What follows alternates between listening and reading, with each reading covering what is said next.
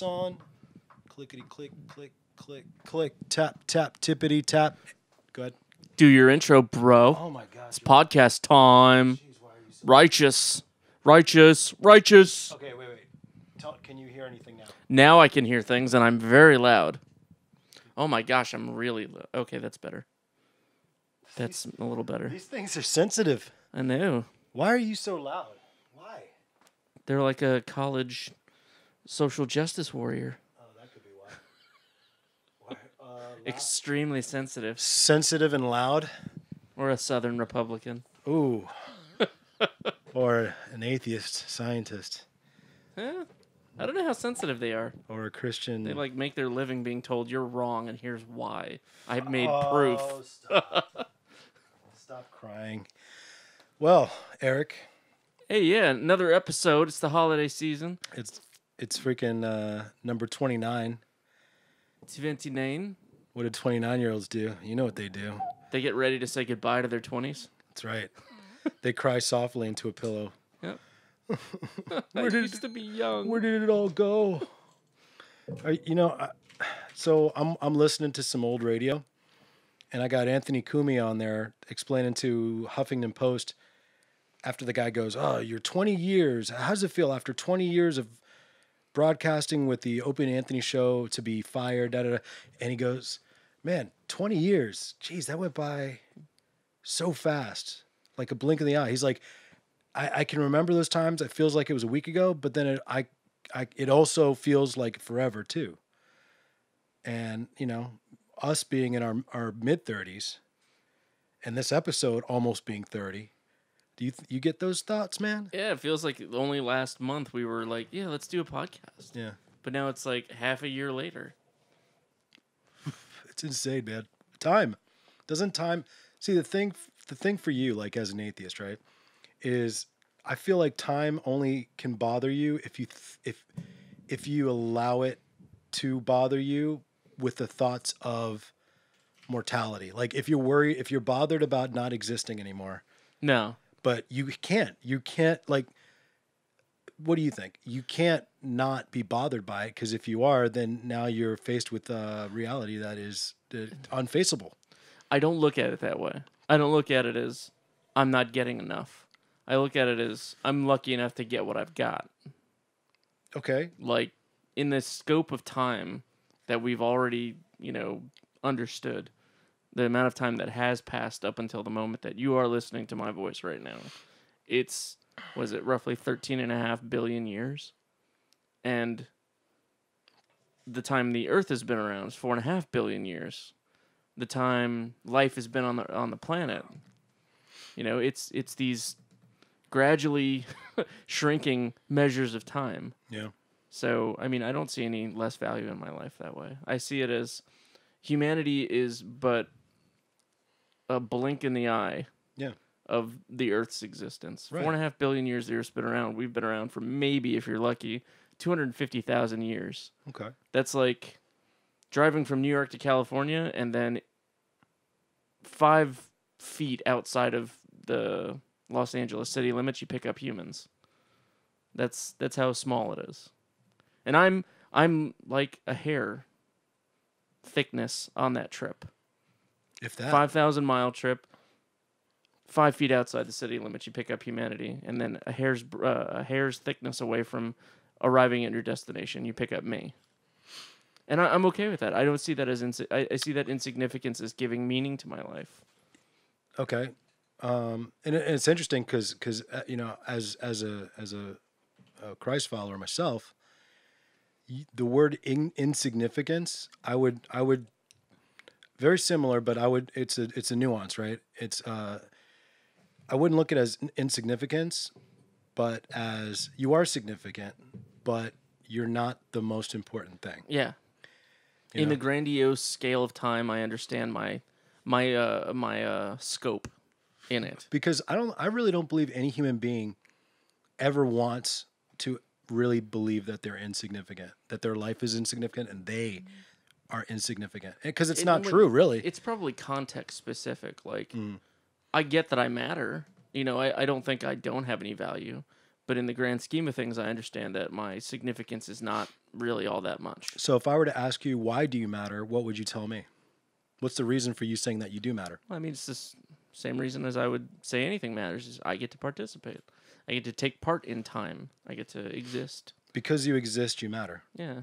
Because you are matter, you I matter. Yeah. That's all right. Yeah. All And if I move the speed of light squared, I energy. I love all the. I like nerd jokes so much. Yeah, Those the best. those are the best. I enjoy. I know you hate this show. I love it because I'm not. I'm not at your. I think I'm not at your level of science. I'll get you there. but I really do, like a lot of other idiots. I love Big Bang Theory. It's such a well done show.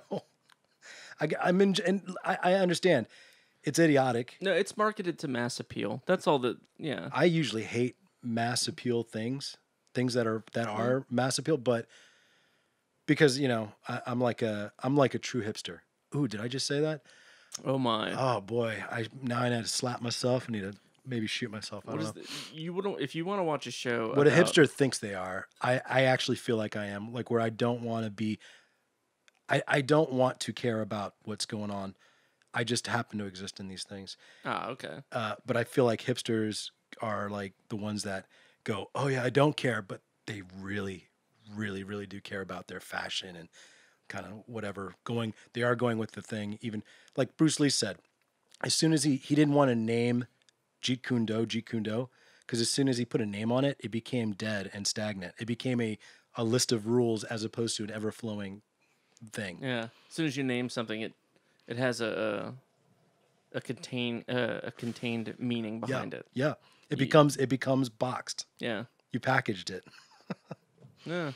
I'm sorry. I did you remember what you were gonna say? No. It's cool. I did. Totally forgot.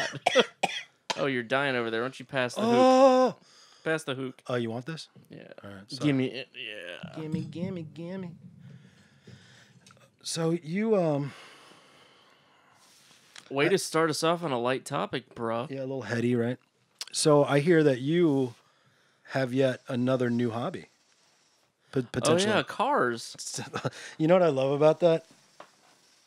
What's that? Everybody, pass me the You got the beer ban. Oh, cool. The thing that I learned coding from you. That's kind of where I started really learning, and people have witnessed your coding greatness. Oh my! And your teaching of me, and your teaching of others, and I've seen it.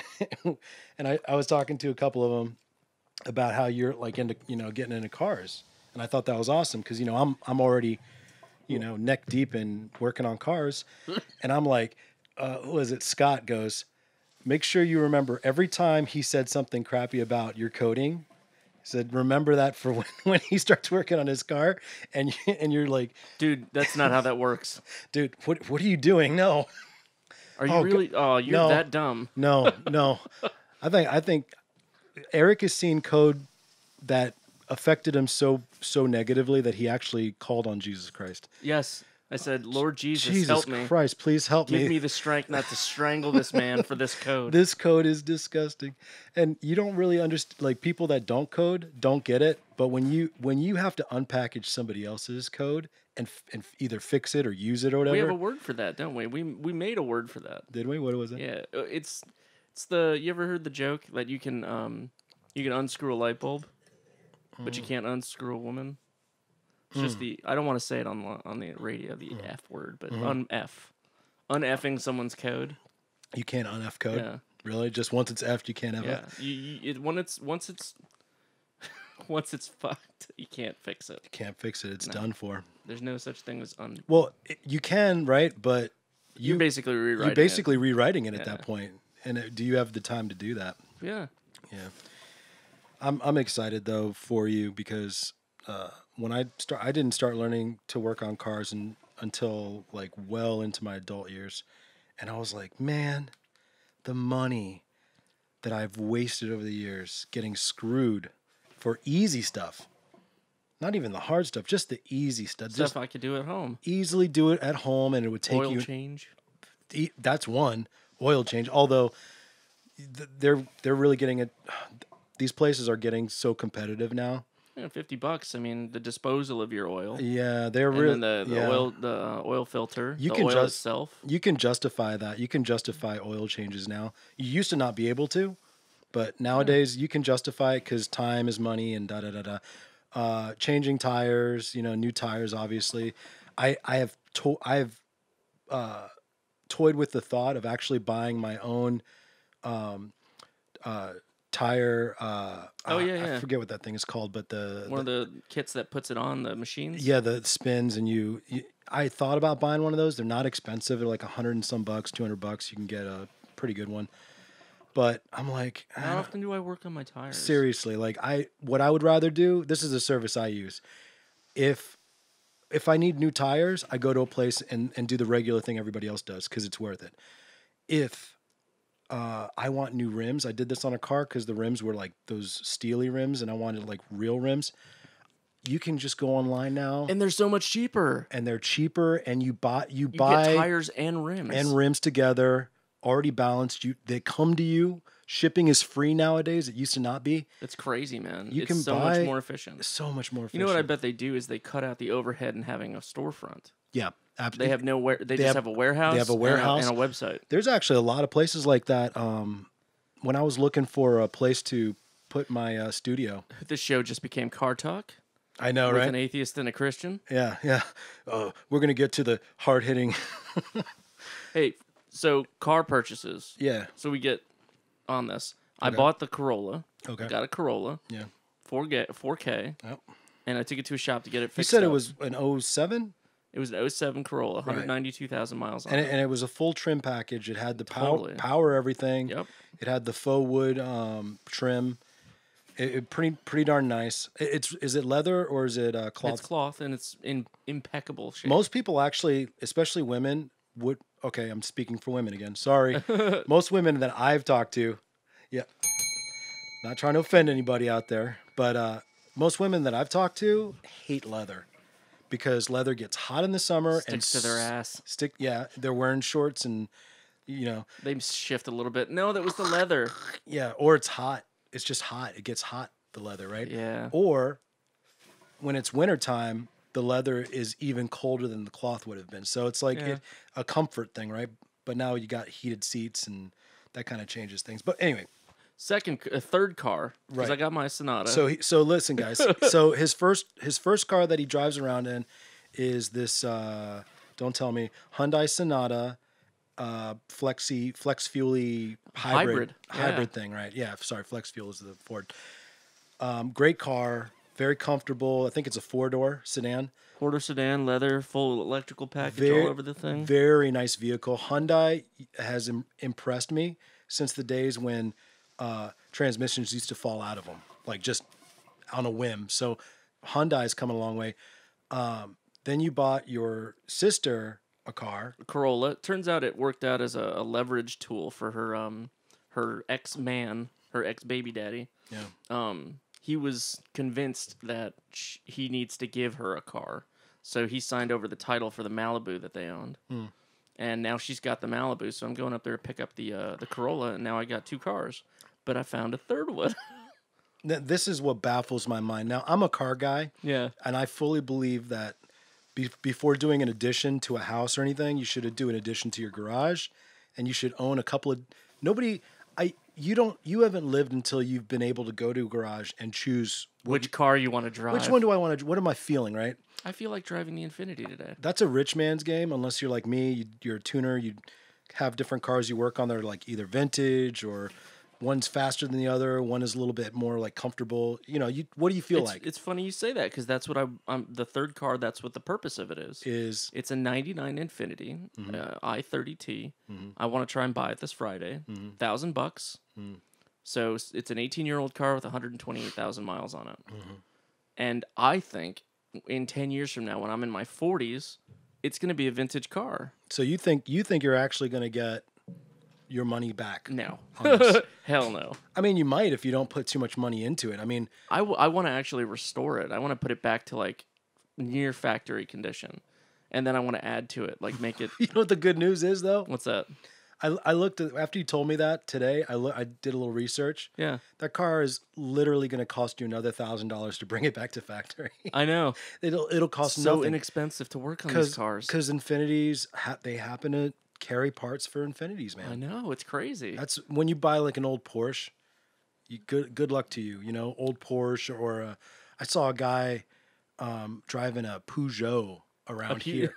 Like, come on, man. Like, it looked cool, right? It's a European car, but Hipster. he's got to buy. Well, as an old man, so maybe he had one back in the war.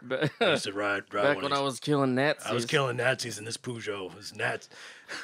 Ran over 6 Nazis in this Peugeot. He's got hash marks on the side of the Peugeot. Oh man. But that guy trying to source parts for that's a little bit tougher than say like an Infinity, which I think is Nissan. It is Nissan, and it's what do they call that? It's a body model or whatever they call it, like a stock model. So like 6 different cars Have the same parts. Have the same parts. Yeah. So I could take out the 6-cylinder in there and get like a basically untouched engine and put a brand new one in. Wow. Yeah. There's Lamborghinis because I think Volkswagen bought Lambo. Mm. And you can actually get like during the 80s and 90s, there were actually like switches and things that you could find them in a Volkswagen or you can find them in a Lambo, That's pretty cool. Ferrari, same thing. Ferrari had like when they bought or were bought. I don't remember. Look, you guys, the internet exists. Go do your own research, but Google it. Google it. But there was parts in certain Ferraris that were like, this doesn't. Yeah, why is this in here? This doesn't make any sense. And it's because they were saving money. It's called going into the parts bin in the factory and going, hey, we need a couple of like, switches here. Oh, okay, cool. Grab those. I think it's brilliant. I think it's great that they did that for like a decade. So, when it's a 30-year-old car, yeah. I think that's when it enters that vintage stage where it's like, oh, this is a car from the late 90s. That car that you bought, that i30T, right? I haven't bought it yet. Okay. I'm online to buy it, and if this guy doesn't sell it by Friday, I got it. It's not my style. But, I love it. But I know, and you actually have like sentimental value. I think it was. I used to own one. You used to own one, right? Yeah. That car, and that's the same for me. Like Ford Tempo, nobody would want to own that except for me because that was my first car. Yeah. And I would, of course, want to make it factory and run like new. But the i30, I was looking at that thing, and that is like a gentleman's sedan as far as the styling of it. Oh yeah. Because where other Nissans and Infinities kind of had more of a either sportier look to it, this was like a full-sized. I don't know. It just had chrome on it and stuff. It was it was beautiful, man. Look at that thing. That is the 90s right there. I know. That is a 90s car right there. It was the end of the 90s. It was the last i30 of the 90s. So it had like everything you could think of, best of the era. Did you notice, okay? What's that? From like 95 to 99 to 2000, you had cars that looked like that. They were very round and kind of very feminine, actually. Just kind of like a big, juicy woman. That's how they're like, picture a juicy woman. There you go. Make a car just like that. It was just like round. They got real bulbous. And bulbous and like, kind of pregnant. I would say they were kind of pregnant. And then they got aerodynamic, and this is like the mid 2000s to, a little bit in the teens, right? Yeah. And you start to see cars that are like, oh, we're doing this no more fuel thing. We're going hybrid. Okay. Well, how do we make a hybrid go further? Make it as aerodynamic as possible. So now you got all these cars that are shaped like teardrops. They're shaped because that's actually very aerodynamic, right? Yeah. And very low drag. And then nowadays, you buy a Honda, that thing looks like a Maserati, looks like a Lamb. I mean, like, it's great design. Design nowadays is so sporty. Like most cars I saw a Camry today.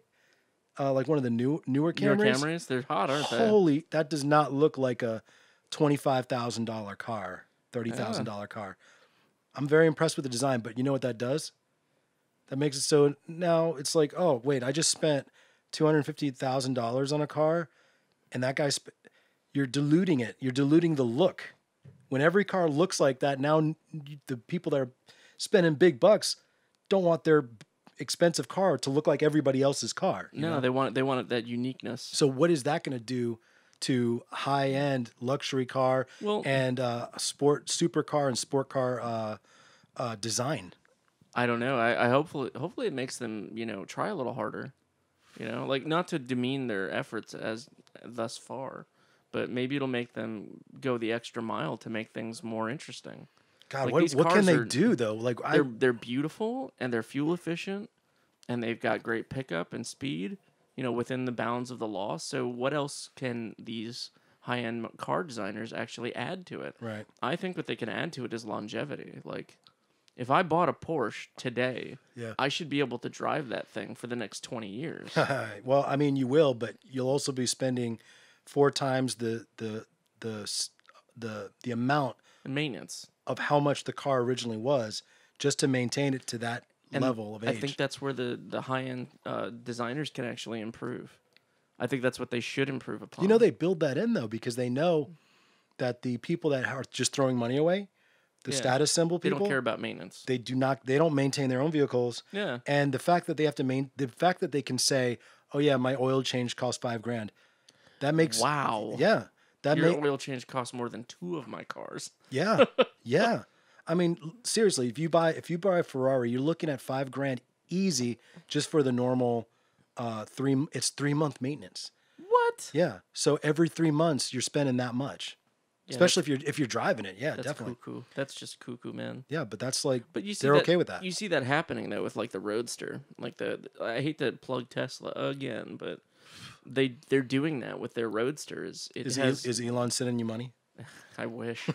Elon, hire me. Hire me, baby. Notice me, senpai. I love you.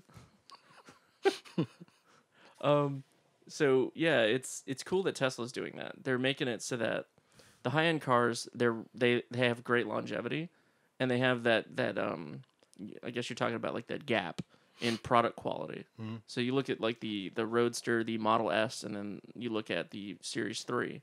There's an obvious gap between each product. That's a performance gap, though, right? Exactly. It's a performance and longevity gap. You buy a Roadster, that thing will keep running, and they'll maintain it for you.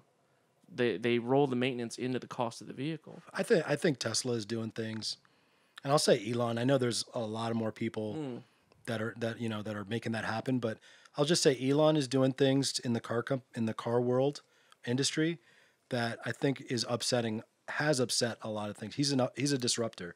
Oh yeah, totally. Yeah. His direct sales model is like pissing off people left and right. But we love it, don't we? We love it because we get to say, you know what? Here's what I want. Here's the color. I'd like it on this date. Here's my money. No. Don't try to sell me something I don't want. No, but you realize that is the exact same model that high-end luxury and supercar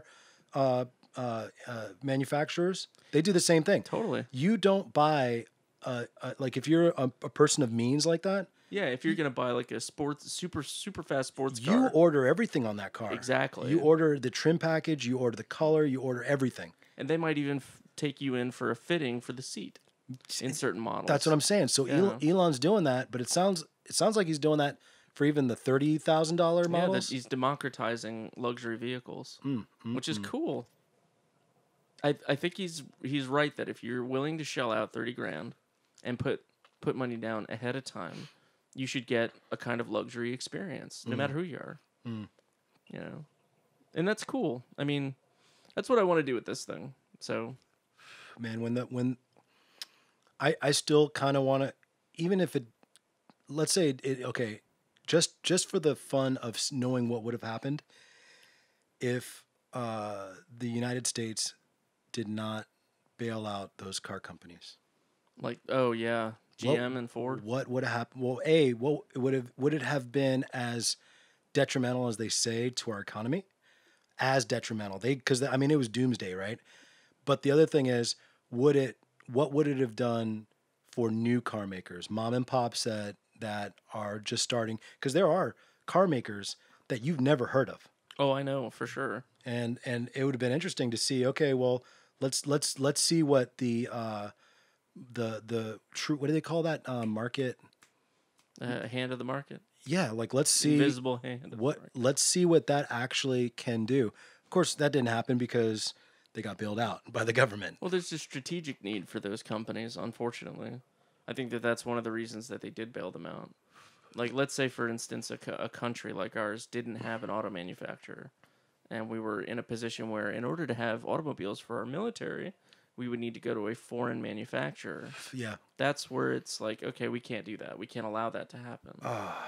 We have to have an American manufacturer of vehicles. I guess. I mean, it's not really manufactured here, though. I mean, It's assembled here. It's such a global. Depends on the company, right? But it's such a global thing now. We're so connected now globally that it's like even if something bad happens here or in another country, we get affected somehow. You know? Oh, yeah, like, totally. Like everybody gets affected somehow. Now you talk about war. Good segue to have you been hearing what's been going on with North Korea and the ISBN? I have not. Okay, so North Korea launches an ISBN. Interstate what? What is it? Intercontinental Ballistic Missile, ICBM. Thank you. Yeah. What did I say? ISBN? Yeah. ISBN's a book A number. book number, right. Yeah. ICBN, thank you. Yeah, the commenters out there would have, He's launching his own book. Oh, good. Finally. Must be fire. Little bastard. Chubby bastard. You heard what Kim Jong-un's dropping this season? Best book you never heard of. You never heard of. His pen name is Trapped in NK. That's his pen name? Yeah. Trapped in NK? Yeah. Or Grand Leader. Or Grand Leader. Nobody will ever know who that is, right? Well, so they launch an ICBN into the water, and from what I hear, it was over Japan, and into the water. I guess near I don't know. I have a controversial opinion about all this already. Already, I didn't even tell you the rest of it. Okay, yeah, go ahead. No, you go ahead. I think we should piece this out. It's like your boy's at the club. He's real peaceful. Let's say he's Japanese. Okay. And this North Korean kid comes along, and he throws shade at him. And you're between the two. Fat little chubby. He's a fat little chubby white little kid. bastard with He's a got bad a whole bunch of skinny friends around him. Bad haircut. Bad haircut. Terrible glasses. Oh yeah. And he's throwing shade at your boy, and your boy's like, "Let me go. Let me take him out. Let me do this." And you're the United States. You're standing between them, like, "No. Don't do anything." And I feel like we should just say, you know what, Japan, you do you. Japan doesn't. Does Japan have the ability to though? They have the Japanese Defense Force. Yeah, but those guys are badass. Yeah, but what do they have as far as like intercontinental ballistic? They're not allowed to have a ballistic missile program. That's what I'm saying. They're effed. But they are allowed to have a defense force that is trained to the teeth, man. Yeah. So I mean, they could defend themselves if we let them. Jeez. Yeah. Yeah. It's okay. New missile test shows North Korea capable of hitting all of U.S. All of the U.S. Yeah, but it's like rockets though, right? It's not like targeted. So they got to just basically say, okay, it's going towards the U.S. kind of trajectory. Yeah. Yeah. Oh, this little fat bastard. Shot an arrow in the air. It came back down. I know not where. North Korea claims to have successfully tested a new type of intercontinental ballistic missile, topped with a super large heavy warhead, which is capable of striking the U.S. mainland. The country's state media made the announcement Wednesday, hours after leader Kim Jong-un ordered the 3 a.m. launch of the Hwasong-15 missile, which reached the highest altitude ever recorded by North Korean missiles. Yes, I actually looked at a video about this, like how they're steadily getting, the missiles that they're getting creating better and better. Yeah. State news agency KCNA called its so-called new missile the most powerful ICBM and said it meets the goals of the completion of the rocket weaponry system development. After the launch, Kim said North Korea had finally realized the great historic cause of completing the state nuclear force. U.S. Defense Secretary James Mattis said earlier the missile launched demonstrated North Korea had the ability to hit everywhere in the world. So it went a height of 4,500 kilometers in the air. It was in the air for 53 minutes at a distance of 950 kilometers, and it so they launched this missile. It looks like they launched this missile east, and it hit right off the western coast of Japan. Holy crap! Holy crap! And then The western coast or the eastern coast? the western coast. So Okay, it so didn't between it didn't China and Japan. so no, between Korea and Japan. Okay, So the water right there. I guess that's the so that's the what sea is that?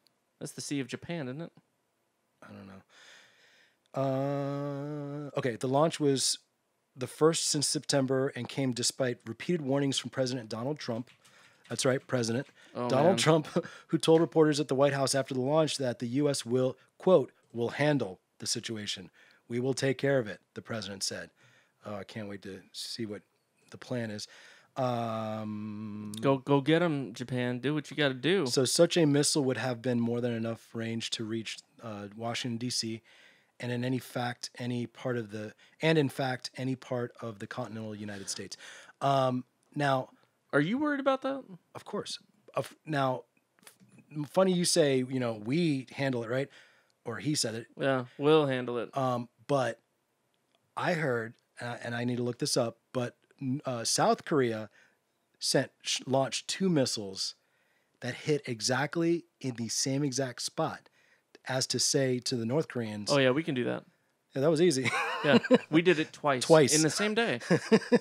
5 minutes apart. Yeah. So are you sure you want to, Do you have any more missiles? First of all, how long? Wait, it's gonna be like a month till you can launch again, right? what do you think about a preemptive strike, man? On North Korea, I think we should just sit back and let China do it. Honestly, I think that China's not doing it. the best thing we could do is negotiate a way in which China and the United States take down North Korea. Like that would be the best outcome for that country. All China's trying to do, I think, because I understand the Chinese. Yeah. To an extent, at least my anthropological study largely was Chinese culture, right?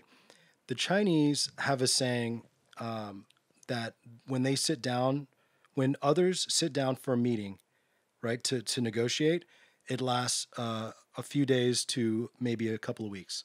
When the Chinese do it, it's for years. They only sit down and negotiate and they do it with the mindset of this is going to take years. With that type of patience, what are they looking at to gain at the expense of the U.S., from the U.S.? Like, this ain't going to be a free pass. No, I totally agree on that. It's just, as far as trading partners go and long-term relationships, the United States has had a relationship with China going back to the freaking 70s of manufacturing and trade. So I don't know how much longer we need to hold out on North Korea being a problem for both countries. Think about it from China's point of view. North Korea is upsetting people that they trade with and that a lot of their economy depends upon. And if there was a war, if there was conflict between Japan and South Korea and the United States, and they were all involved in this conflict, China would inevitably be drawn into it. Either as a trading partner that has to hold up their end of a deal, or as an ally that has to back a tyrant. I was about to say, and that's a bad position to be in strategically. Communist China, you don't think they want to side? They don't like dictators, as far as I can tell. They've changed that modality. They've got a party chair. They've got a very distributed political apparatus. They've democratized some of their leadership, not all of it. They're still a communist country. They're still a socialist country. It's just, I think it's less. I think, and this is totally my opinion, I think that the best outcome for China would be a peaceful resolution to North Korea's rule by Kim Jong-un. If he's no longer running that country and it's a peaceful end of his rule, and some kind of body is established in its place that's amenable to communism or amenable to socialism, then I think that would be something they would want. And that's I don't know why we don't just put it on the table. Like, tell China, look, we don't care who runs North Korea. We don't care who's running the political parties in North Korea. We just want to make sure that there's no more war there. There's no more chance of some leader firing nuclear missiles at us. The problem is we can't do that with our current president when he's dropping these kinds of unsubtle hints that, oh yeah, we have nukes, we'll use them. Like he's just as from a Inflammatory. just as from outside that point of view. Okay. He's just as inflammatory as Kim Jong Un is. It's funny because you mentioned that because Japan's what is it? I mean, the only country to ever suffer nuclear weapons being used against them is Japan. Yeah. So- Japan's Japanese Prime Minister Shinzo Abe, Oh yeah, he's a cool dude. speaking from Tokyo, issued a warning of his own. The latest missile launch, he said, significantly undermines the strong determination of the international community's peaceful resolution of the issue.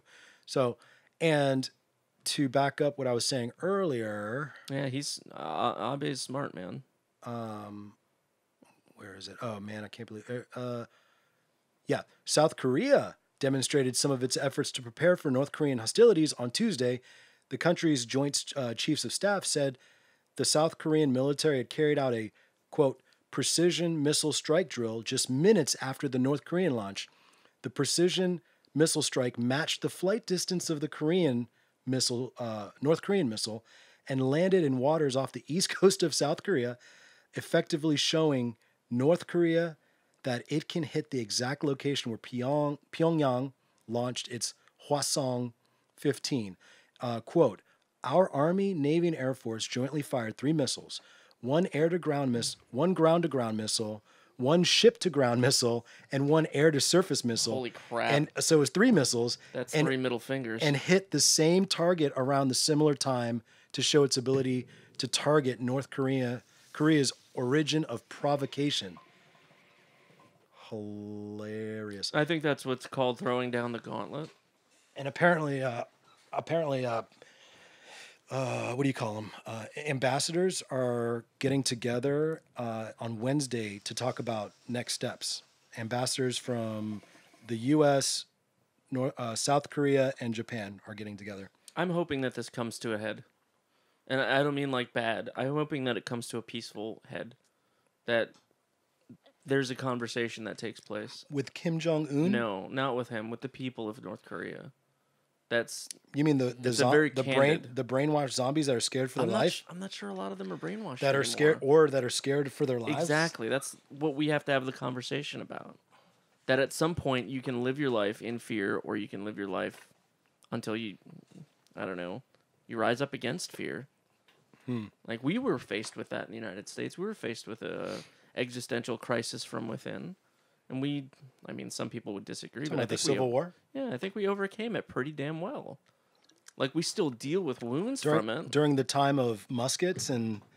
Come on, man. Cannonballs. Cannonballs were devastating. All right, but now we're talking nuclear weapons. Completely different stakes. I'm not going to argue that point. Oh, it's much, much higher.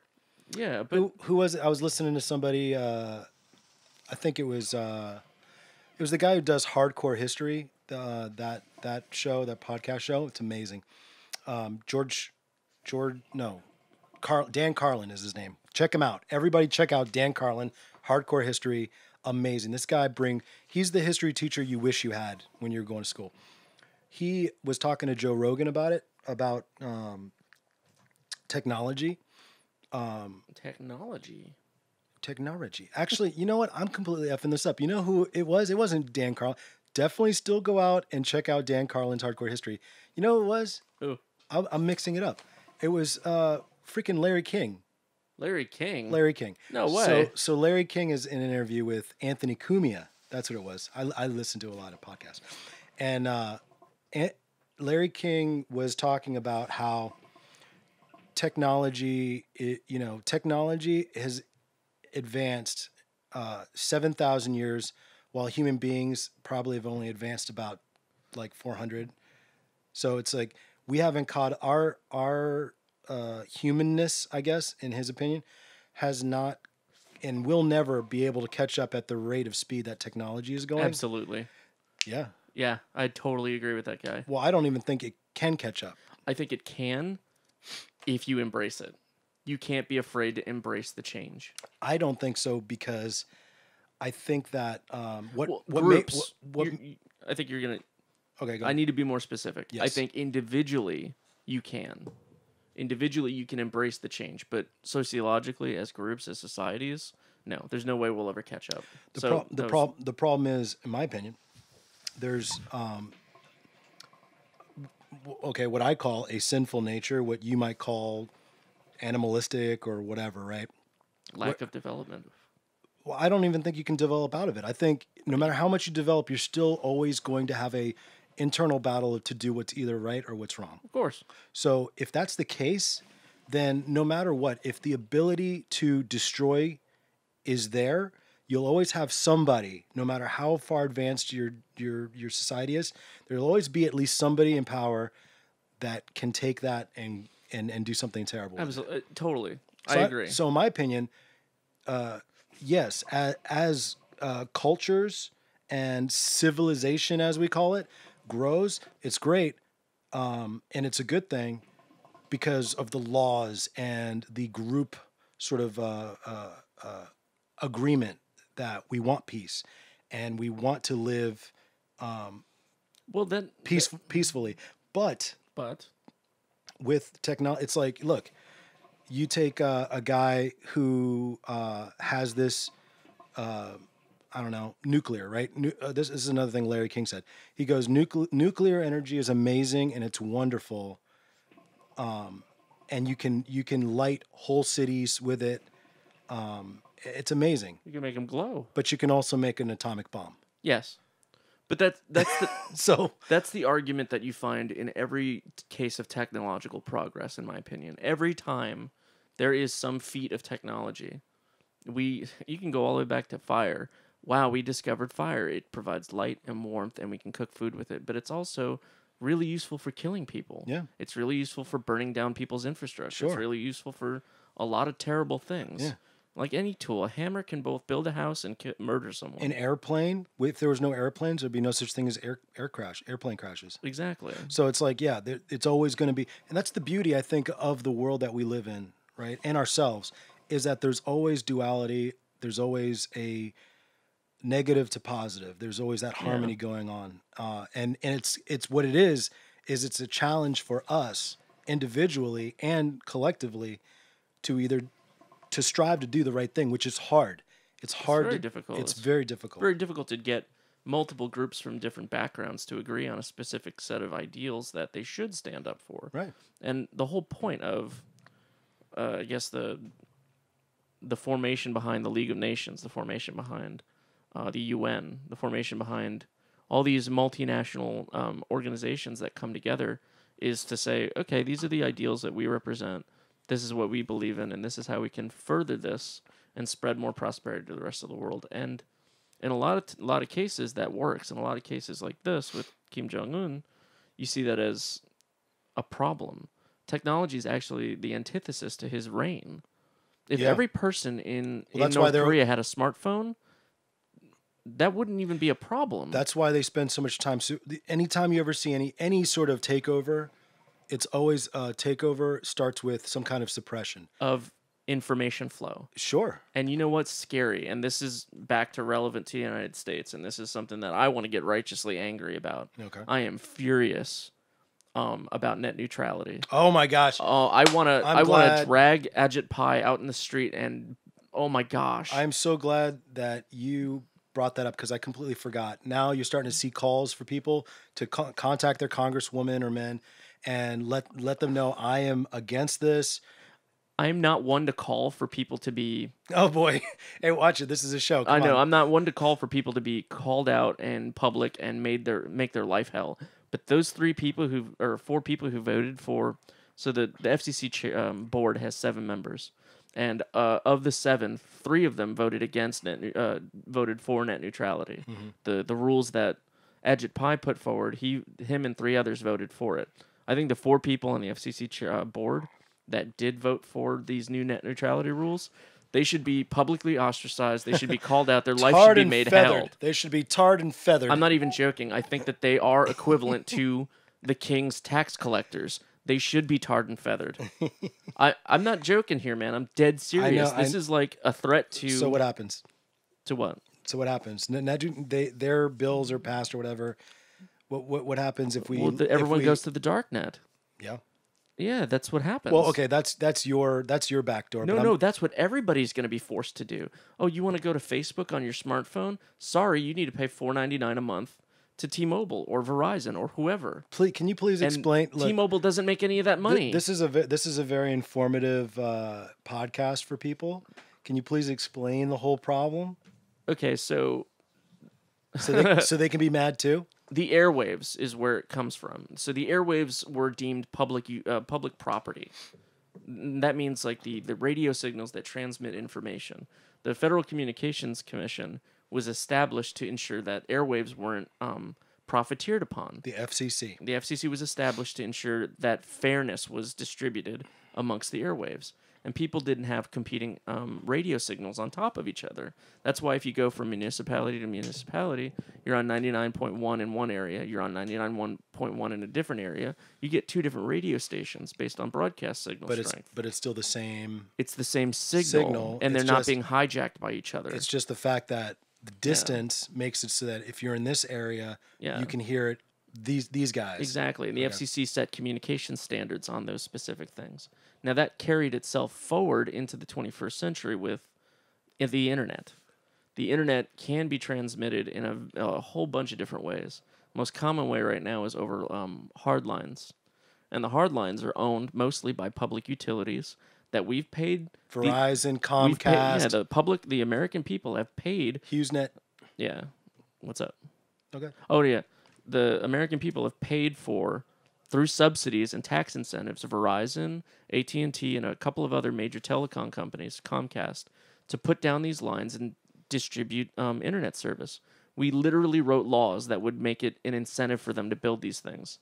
Now they want to charge people on top of that to have fast lanes and slow lanes and preferential apps. And so let's say you have a social networking platform. I'm Joe Schmo, social network developer, and I want to put out an app, and I want everyone who is out there to be able to access it. This is where it becomes a business thing. If I'm let's say I'm Zuckerberg, and the internet was set up the way that the new rules are being proposed, and Comcast and Verizon have their own competing social network, and I want to put out my Facebook, they can charge more for my platform, and I don't get any of that money. They can say, oh, you want this independent third-party platform? Well, all third parties cost an additional $6.99 a month. So they can do the business thing, and they can take advantage of... Which will put my business out of business, because I won't be getting profit from my social network. Right. And I'll be getting less traffic, because people are less likely to pay for services if they cost money to access them. You're right. And the one great thing about the internet is that anybody can set up an app at any time, and they can start building a business there. And this is the part that I think that a lot of the business community needs to get through their thick skull. Without net neutrality, you have no Google. Without net neutrality, you have no Twitter. You have no Facebook. You have no MySpace. You have nothing that the internet's given us in the last 15 years. You don't have it at all? No, they go away because you'll have competing platforms on paid-for services. Okay, so let's look at something similar. Let's talk about regular on-air broadcast TV. Yes. Free. Doesn't cost anything, and that's why. Buy a television set. You buy a television set and antenna, you get ABC and NBC for free. You get those networks for free, and they get paid by advertisers. The only reason why commercials exist, right? But then here comes cable, and after the internet, cable, then here comes the internet. So how is that any different? Technically, advertisements shouldn't be as intrusive when it comes to communications, especially when it comes to television. People are getting paid off, though. Yeah, they're getting double dipped, technically. So these telecom companies, they make their money off of broadcast. And the broadcast, they get paid for. They get paid by the advertisers. And the advertisers don't really need that much time to make their money. So let's say you've got a 40-minute program. What you would normally broadcast is 40 minutes of it. And then you'd fill it with 20 minutes of commercial. That gap, that amount of time, has been gradually shrinking since the early 90s. Oh my gosh. Aren't those commercials more commercials? Yeah, and that's where it's like, what am I actually watching? And now everybody's cutting the cord. Everybody wants Netflix, where I don't have to think about being sold. But Netflix is a paid service. Exactly. And you don't get Netflix unless you have net neutrality, where the bits traveling through the pipes are treated no differently than the bits that carry broadcast television. Oh wow! So if they And take that's where the two if they are take parallel. if they take that away, and now Now you have to use Comcast On Demand or Verizon Fios, because whatever. they're going to kink the hose if you don't. Yes. Well, no, they'll kink the hose on Netflix's side. You sign into your Netflix account, and now your pipe is shrunk down to half of what it was, maybe a quarter. Because it's not their thing. Exactly. They can control the price scheme outside of the service provider. And that's where it's like, where else are we seeing that? Where else are we seeing a public utility like the internet information being controlled by a private enterprise and not profiting the public? Because every time we see that everywhere else, water companies, electrical companies, sewage companies, when they have a private enterprise involved in it, toll roads, toll roads, there must be profit to the public. The public needs to benefit from it in some way. And when these companies get this net neutrality rules through, the public won't benefit in any way. Public's not paying taxes on the internet, are they? Yes, they are. Every time you pay your income tax, there's a subsidy that goes directly to Verizon, directly to AT&T, directly to every telecom provider. So you're telling me that they would be like double dipping? They'd be triple dipping. Triple dipping. They'll get paid on the tax subsidy. They'll get paid to put down lines by municipalities. So it's a double tax subsidy. They're going to get paid by you, and then they're going to pass off the cost of paying their own sales tax on your service to you also. And why do you think that these... So you'll be paying your own taxes. You pay income tax. You'll be paying your service fee, and then they'll be jacking it up for additional charges. Right. So why do you think it is that these politicians are for this? Because they're getting paid. Their campaigns are getting funded. No. Yeah, that's the only reason. What? Barbara Comstock, if anybody's listening to me, Barbara Comstock is literally in the pocket of Dominion Electric and Verizon. She's a shill? She's nothing but a shill. Oh, no. Like, you'd find more sensible people at a bus stop anywhere in the country than Barbara Comstock. Just random people. Random person. A screaming hobo. Totally more sensible than she is when it comes to laws. Replace her. Here's a hobo. She's being threatened, actually. The person running against her is a pretty strong supporter of net neutrality. She was a prosecutor, really tough on crime. Like, she's looking really good. I don't remember her name, though, so I'm sorry about that. Not helpful at all. No, I just don't remember her name. Let's see. But yeah. Comstock is running against. Comstock. Yeah, she's now in a threatened district. I think because yeah, it's crazy, man. Net neutrality is important. They've been doing that forever, though. I mean, it's the 7th time they've tried it. Yeah. They had CISPA, and they had a whole bunch of other ways that they've been trying to hold it back. Is it Lindsay Stover? That might be her. Is she the one who is the not attorney general, chief prosecutor for Loudoun? She's the progressive choice for Virginia. She might be. I don't know. Virginia 10. Let's see. Democrats line up to take on Comstock. I really hope that she loses. I hope that they pick one strong candidate in the Democratic Party. They don't run 2 people against her. Jeez Louise. So they've done this 7 times now? They've done it at least 7 times, trying to peel back net neutrality.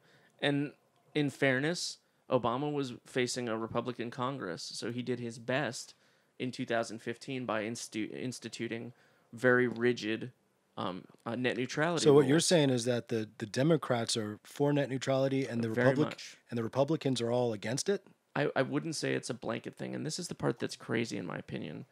I think that there are a lot of Democrats who are out there saying net neutrality is the way to go. Whoa. We get feedback? We're good. Okay. I think that a lot of Democrats out there are thinking, okay, net neutrality, we have to stand behind it until it threatens how much money they're going to get from corporations. And then the Republicans out there, I don't know how you say you're business oriented or small business oriented or conservative. Like, I'm going to put it out there. You're not a conservative if you're not for net neutrality. Like, you can't call yourself a conservative if you want to tear down net neutrality. Well, conservative just means that you want a smaller government, not... Exactly. A bigger government would institute a rule that puts more power in the hands of corporations, thus increasing the size of government that needs to be watching them. I am for net neutrality, obviously. most of my livelihood. Then you can call yourself a conservative. But I don't know about conservative as the actual term conservative, but from what I understand, helping big businesses is something that Republicans do. A lot. And it's mind-boggling that they want to do this. This is going to put a freeze on the free market of the internet. It's going to have a chilling effect. Like, I don't even know what the best analogy for it is. It's like putting a light up in an intersection that has never needed one.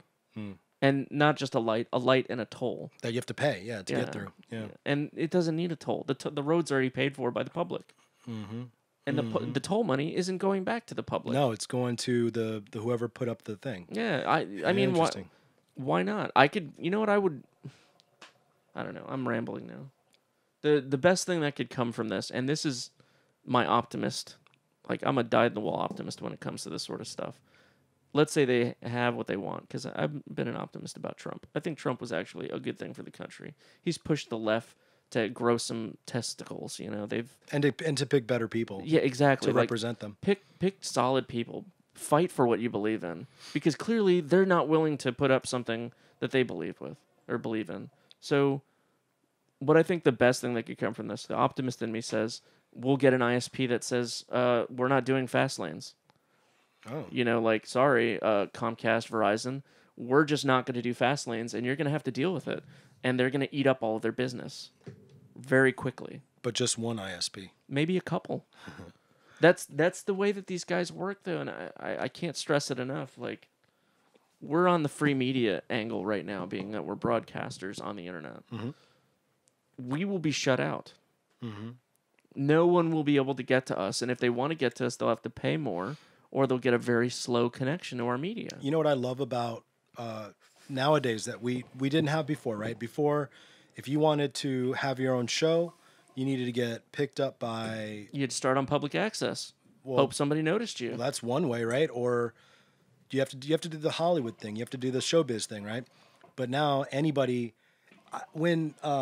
you don't have gatekeepers. What do you call it? When MySpace came out, I was happy and disgusted at the same time, because I don't know if you remember, but MySpace was all about bands. Yeah, it was Colby Calais was found on MySpace. It was all about bands. And Drake. Really, Drake? Yeah, Drake started on MySpace. Huh. And with that show.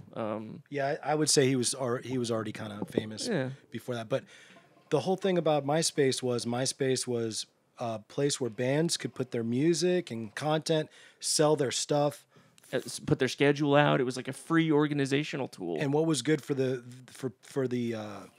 users is that if you're into music you never heard of, underground, here's an underground place, right? I thought it was great because of that. I thought it was bad because I'm like, all the crappy music that's going to now be choking the line, so to speak, right? But you know what? We build a bigger pipe. That's what I'm saying. I'm like, you know what? I don't care if we got a lot of bad musicians to sift through, as long as the good ones now have a place that they would never have had a place, right? Totally. Just to be able to find that thing, that one band. Yeah, you got to dig through a ton of shit to find an ounce of gold. It's like going. No, it's like going to. Remember back? I don't know. Well, we don't really remember this, but we kind of remember Going this. to the record store. Going to the record store. Oh my gosh, I've been doing that lately. So yeah, I know what it's like. Going through the record store and trying to find new music, and you're flipping through, and you're asking the shopkeeper, DJ, they're a disc jockey, basically, right? But you're asking the store clerk, who supposedly is knowledgeable in the music that they have. Hey man, I'm into this. What? And that's cool, right? That was MySpace. I'm okay with a lot of those records are garbage as long as I have that ability. Yeah, and you want that freedom. That freedom, and as a musician myself, I was on Facebook with music out, and I was one of the bad ones, but it was freeing to be able to just put out my own music. You get some criticism, you get some feedback, you find out what people like. That's another plus, right? I mean, so it democratizes that kind of institution. The music industry was democratized. Exactly. So that's what's been happening with all these podcasts and vodcasts and things, And film democratized film. It democratized a lot of entertainment industry. which is great because I think we live in the best time. I mean, as far as that, as far as For now. self-expression goes, we live in the best time. We've been living in the best time. For 2 more weeks. But the problem is the thing that ruins it always is that you've got vultures that come in and they flip the script, they change everything, they have the power and the money to say, no, this is every time, like when MySpace started getting big, then you started seeing the record executives Yeah, swoop in and snatch up the good ones. or Yeah. A&R start throwing Lawsuits. not lawsuits. No, they were choking MySpace with their own like people, right? Like their own acts. Oh, I see what you mean. They started flooding it with their own people to put out. So it was no different than Yeah. like what happened to the radio stations. Yeah, well, Clear Channel, right? Exactly. Yeah. Radio DJs, those guys back in the day, it was like a good DJ was somebody who knew how to spin the right songs because they're so in the music, they're knowledgeable. And if you were listening to a station, you had your favorite station because The DJ played the music that you were into, or Right. he connected with you as a listener. exactly. Now, or what happened after that is that payola, the record execs started getting into the middle of the DJ business, the radio business, Yeah. and now it's like, well, now you're going to hear the same 10 songs, maybe 5 songs all day long, every day for the next few weeks until we it's- give you some more songs. To listen to. Yeah, totally. It's focus group tested. These are effective at bringing in ad dollars. That's all they care about. It's garbage, man. It's Yeah. not. It's Hot not. 99.5. If you're listening, that's you.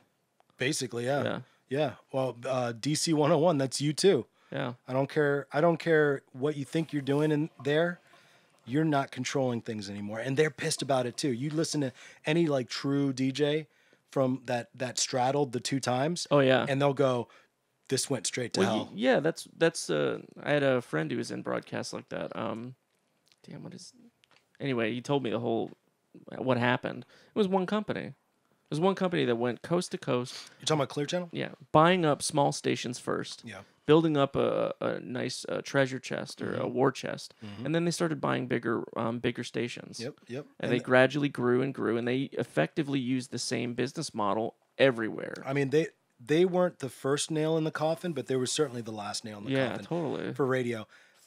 They started syndicating shows. Oh man, So instead of the places having their own local thing, it was like, no, you can listen to these guys.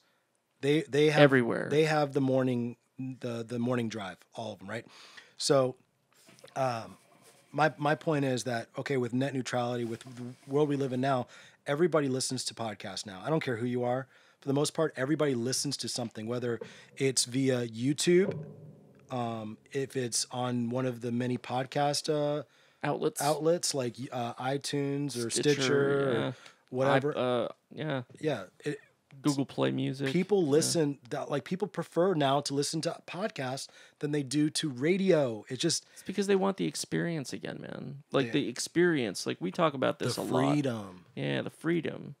They want the connection. Like I think the visceral underlying theme is that they want the connection to someone who they identify with. Like Clear Channel is painfully difficult to connect with. It's a corporate entity. Yeah, so It's so obviously a corporate entity. they get a couple people who are really cool to connect with, but that's broad. It's pop culture. It's people who are ephemeral with their interests. You know who's listening to Yeah, radio it's- for the most part? Yeah. You got 2 types of people listening to radio: kids and elderly. Yeah. Well, I don't even think kids anymore. Well, yeah, true, but I mean, I have a 13-year-old. He's never listened to the radio. He doesn't even know what the radio is. but you kind of probably help that. I'm talking. yeah. I'm talking about like whenever you listen to like you said, Hot 99.5 or All these kids are on Pandora. Pandora. Actually, Spotify is the hot thing. Spotify right now, and right? Pandora. They're on this generation of kids. Like people want to. I don't know. Maybe you don't. Maybe you do. I don't know how you feel about the current generation of under 18-year-olds to Garbage. young teenagers. Hate them all. Yeah, I don't feel that I don't feel that they have crappy work ethic. I think that they're very interested in work. I don't feel like they're uninterested in politics. I think that they're very motivated about that. I think that the young generation right now, They get it that they're facing some challenges that nobody's ever been able to solve. And we're stuck with them in that boat. That we're the Zennials. They're the younger than the Zennials, and we've got the Millennials. And we've got all these three groups of generations who are like, we don't want to be sold to. We don't want directed entertainment. We want to choose what we want. We want the freedom to select. And if we don't get it, you're damn right we're not going to kowtow and give in and not participate. We're going to choose to go somewhere else. We're going to pick up our wallet, we're going to take our money, and we're not going to spend it on your platform. Take my ball and go home. Exactly. We're the generation that says, you know what, you don't want to give us what we want? Fine, I'm not going to buy your crappy service. But they're smart too. The people that you're talking about, they're trying to sell, they're smart too. They figure that out. They figure out exactly how to sell still to those people. To a gradually shrinking And by the way, what you're talking about right now is like, you know me. I believe in truths. Okay, I believe in just what do you call it? Not unalienable, maybe unalienable. What truths of Like, what nature? Like rock bottom. I believe that Bedrock truth. Bedrock truths, right? One bedrock truth I believe in is that the kids are kids. Yeah. Doesn't matter if they grew up 700 years ago. Doesn't matter if they grew up now. Kids relatively are going to do the same behaviors as kids have always done. People that are older are, you know what I mean? Like the different age groups are all the same as far as how they react to things, right? So Totally. So what I see is happening, right, is kids are going to, nowadays their attention spans are less. So what do you see now on YouTube commercials? You see 5-second commercials. Yep. Whereas our parents and their parents would watch a commercial. I saw a cigarette commercial, like literally the commercials back in like Benny Hill days, were like 30 minutes long. They were forever. The commercial was almost as long as the show. But what they would do is they would do like this kind of like vaudevillian. It was a story. It was a Nancy's here to talk about Lucky Strike cigarettes. Oh, nice. And hi, my name is Nancy, and 9 out of 10 doctors, and it'd be like this long diatribe of Lucky Strikes, and it's like as the people got hip to that, it started to morph, and it's like, okay, well, we got to make commercials 30 minutes long, and maybe they're not paying attention, so let's make them shout at them, right? So commercials got the volume. You noticed that? Yeah, they bumped up the volume. And they also changed the personas to be more like very loud. Right. So 30 seconds, hit you as hard as possible, 30 seconds. Now, 30 seconds and loud, that ain't cutting it, right? People are starting to change. So now, turn off to 5 seconds, yeah. So now it's like 5 seconds. I'm seeing the Geico commercials on YouTube are like, and this is the thing, hilarious or make you want to cry. It used to be, let's tell a story. Now it's like, let's make you feel something. Let's hit them with the feels, and then we'll get them to buy. Right. Yeah, it's the classic con man thing. What's them to invest emotionally, and then get them to invest financially. You get them to invest with emotion. Oh, you got them. You got them. Yeah. If they go to your website, and your website is built to grab those prospects and keep them, because only the prospects that care about what you're selling are going to go to your website. When they go to your website, you've pretty much got them. All you got to do now is just not turn them off and give them a deal that they feel like they're not getting cheated. Yeah, they're okay with that. It's a good deal. Wait, I feel like this is fair. Yeah. I think that you do see that. I think you gradually, if you look out there, I try to look as broad as I can. There's a very contemptuous relationship between the people on the internet who are power users. What's a power? Somebody who's like always on the internet? People who they prefer to not be sold to. They'll get plugins that hide ads. Oh yeah. They'll add firewall exceptions to make sure that you want to ship ads to my browser? No, that's not happening.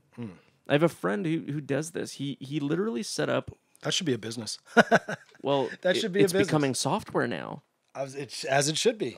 You can get this package that goes on your home router, like on your router, so that if you're on your doesn't even get browser, to your computer. It doesn't get to your computer ever. Never. There's a list that's managed. It manages where all the ads come from. So even if Hulu or Spotify tries to ship you an ad through their service, it gets blocked before it gets to your screen. And there's nothing they can do about it because they've got to serve the ads somehow. Yeah. So, I don't know. I think that sort of stuff kills their metrics. It kills the data that they collect. It kills their sales model. Yeah. And I think it's a growing trend. I think that's. But then they get hip to it. How do you get hip to somebody filtering you completely from their worldview? You find another way, man. And especially actually with emerging technologies, that's always the case, right? With emerging technologies, you don't really quite know how to. They come up with a different attack plan, and now you have to like sort of pivot yourself in order to get away from that. Totally, I agree with you. The pivot happens. They're gonna pivot. The problem is like. It's an island phenomenon, right? You're like isolated. You went to basic training. You went to the military, into the Navy, right? How long's basic training? What was it, like 2 months? Yeah, 2 months. So after 2 months of being in basic, you're isolated from television. You're isolated from advertising and commercials. You're isolated from just about everybody that you would have casual conversations with. Right. So when you got out of basic and you went back to civilian life, how jarring was that? Was that something that felt... You had to get used to it again. Exactly. Yeah. So when you are able to isolate yourself for a sufficient amount of time from advertising and you go back to the platforms that advertise to you, you feel that really... You see it better. Yeah. You see it more clearly. It's painfully obvious that, no, I don't want to be sold to like this. That's interesting. Like, I have cable, but I never watch it. I'll get on Netflix. Netflix is easier. I'll get on my computer and I love Netflix. What a perfect it's so easy. It is a perfect system, and I think it's a system that's going to last. But they're smart because they consistently pivot. Remember when they did the DVD thing? That was their bridge tactic, like with Uber right now. DVDs in the mail. Yep, DVDs in the mail, and then they were eventually working towards a streaming platform. Genius. Yeah, make it easier. But Uber's doing the same sort of thing, right? What are they doing? Uber right now, they're using human drivers until they can get to the point of having automated drivers. Oh, cut out those middlemen. Yeah, they're pivoting instead of using the shipping system. Yeah, cut out the shipping system altogether. Just stream right to somebody's home computer or tablet or whatever. Well, this was good. I will say, damn you. Not in the strictest sense, but damn you for introducing me to Steam. Yeah, that was a problem, dude. That's a problem. How cool is it, dude? I'm playing one of the games that you played. Assassin's Creed. No. Is it BioShock? No. It's not a big name. It's Blades of the Shogun.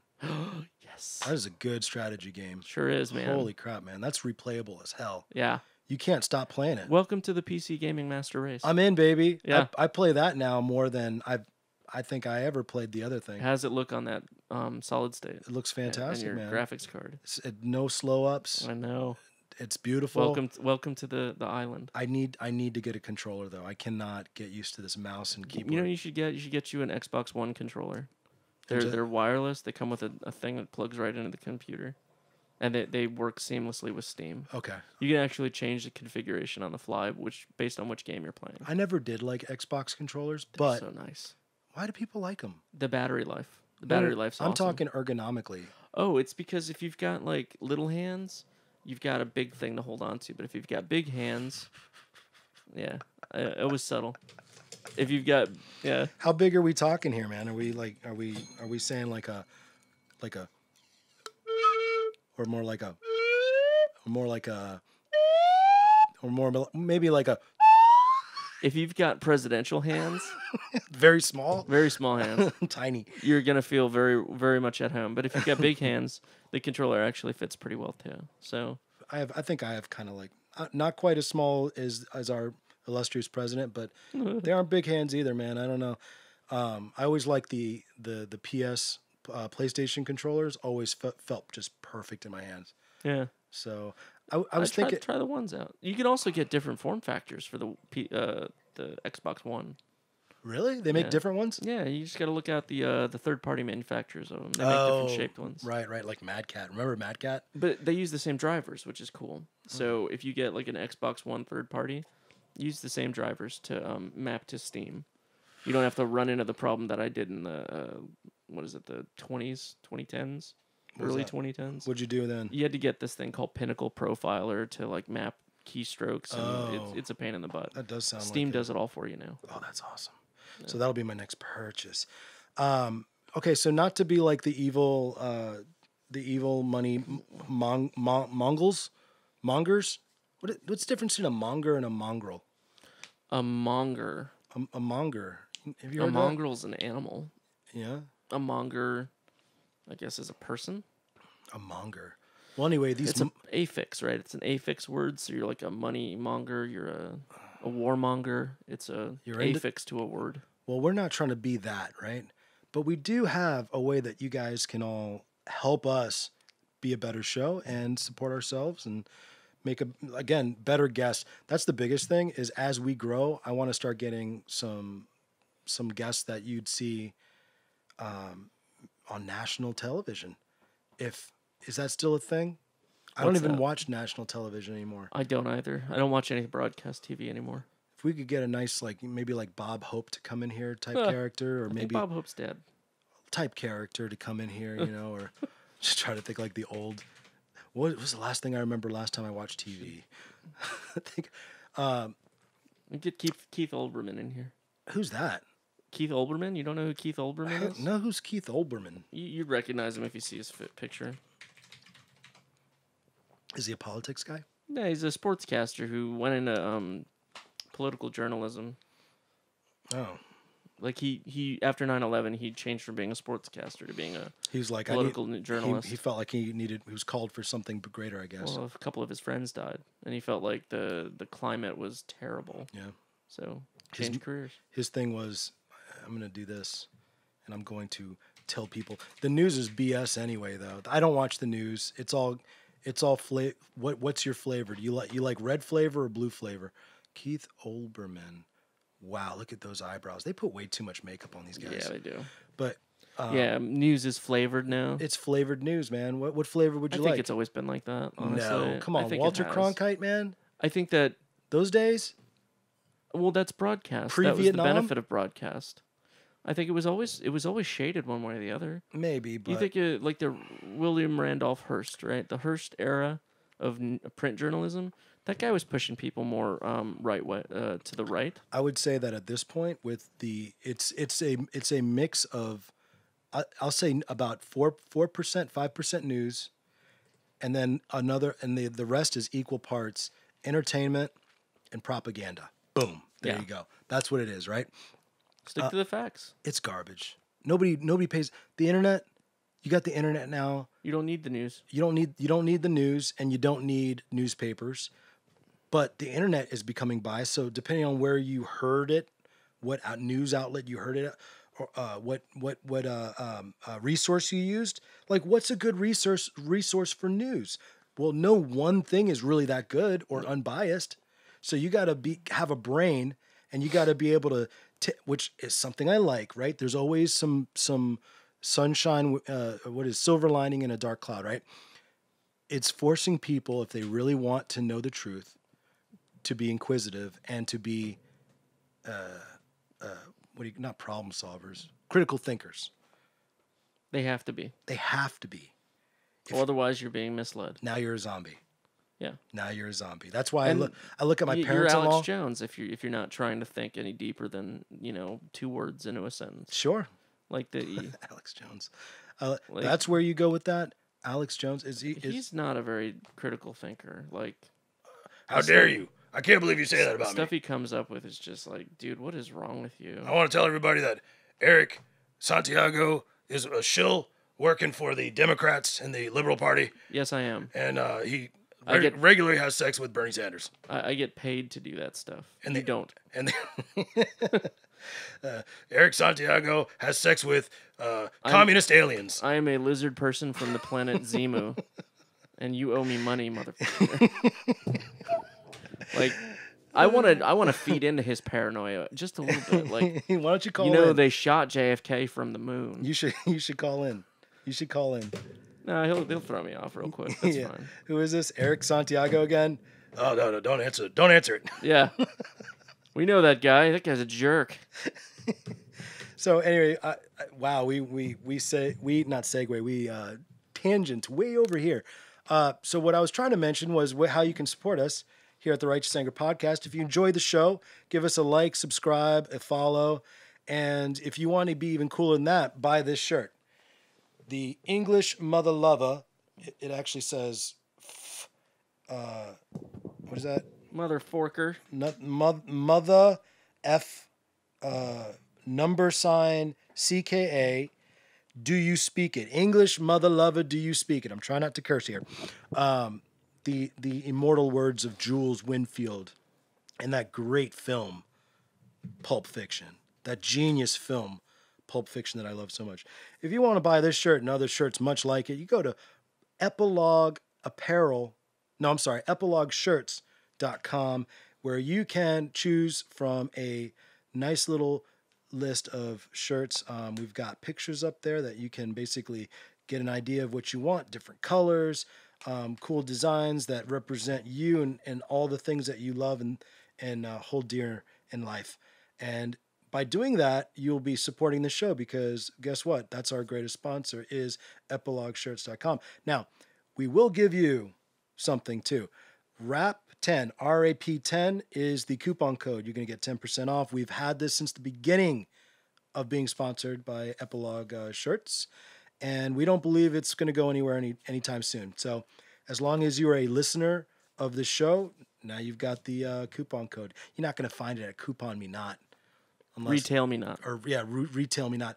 Unless, of course, there's other people that... Is that we should put ourselves out there on that. Think so? Yeah, why not? Why not? So anyway, go there and please buy a shirt, buy a few, get 10% off, support the show. And once again, we love all of you. This was Righteous Anger, episode 29. Check out next time for episode 30, where we might have... 30! Dirty 30. Dirty and 30. What are we going to do for 30, man? We got to do something dirty. Who do we have that we can get somebody dirty up in here? We will... Let's let the thinking begin. Yeah. The critical thinking will begin. So thank you guys for watching, and peace out.